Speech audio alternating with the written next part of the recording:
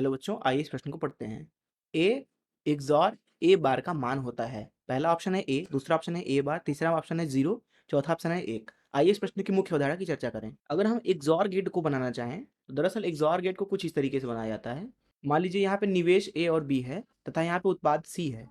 अब जो XOR gate होता है उसके द्वारा यहाँ ए और बी के बीच में एक ऑपरेटर काम करता है जिसको यहाँ पे XOR बोला जाता है कुछ इस तरीके से, प्लस के चारों तरफ गोला। सी का मान लिखा जाता है A XOR B। समझते हैं कि ये वाला जो आपका ऑपरेटर है ये दरअसल काम कैसे करता है। इस चीज को समझने के लिए यहाँ पे हम XOR के लिए सत्यता सारणी बना लेते हैं। यहाँ निवेश A ले लेते हैं, यहाँ निवेश B ले लेते हैं, यहाँ उत्पाद ले लेते हैं। दरअसल XOR कुछ इस तरीके से काम करता है कि अगर निवेश भिन्न है, अर्थात एक 0 है, एक 1 है, अथवा एक 1 है और दूसरा 0 है, ऐसी स्थिति में जो C का मान आता है वो उच्च विभव आता है, अर्थात सी का मान उच्च आएगा, अर्थात 1 और 1। बाकी सभी निवेशों के लिए जो XOR गेट होता है वो दरअसल शून्य मान देता है, अर्थात या तो आप 1 1 निवेश दे दें तब भी शून्य देगा, या तो आप 0 0 दे दें तब भी शून्य देगा।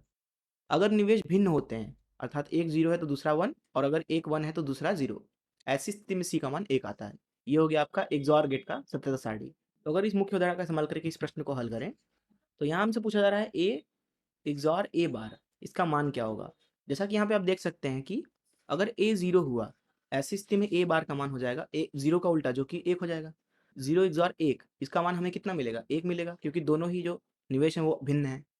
वहीं अगर आप ए का मान 1 लेते हैं, ऐसी स्थिति में ए बार का मान जो है वो शून्य आ जाएगा, अर्थात 1 का उल्टा। और ऐसी स्थिति में 1 और 0 का जो XOR आएगा वो दरअसल आएगा 1 के बराबर में। अतः हम बोल सकते हैं कि यहाँ पे हर एक स्थिति में जो दोनों ही निवेश हैं वो दरअसल भिन्न हैं और उसका उत्पाद मिलेगा वो सदैव ही 1 मिलेगा। इस चीज़ को आप ऐसे भी समझ सकते हैं कि यहाँ पे ए है, अर्थात जो भी यहाँ पे निवेश है वो ए है, और उस निवेश का उल्टा यहाँ पे लिखा हुआ है, अर्थात ये दोनों ही निवेश जो हैं वो भिन्न हैं। अब जैसा कि हमने सत्तर सारणी में देखा कि अगर दोनों निवेश भिन्न होते हैं तो सदैव 1 मिलता है उत्पाद में। इसलिए इस प्रश्न का जो हल हो जाएगा वो डी ऑप्शन हो जाएगा। मैं आशा करता हूँ कि आपको इस प्रश्न का हल ज़रूर समझ में आया होगा। धन्यवाद।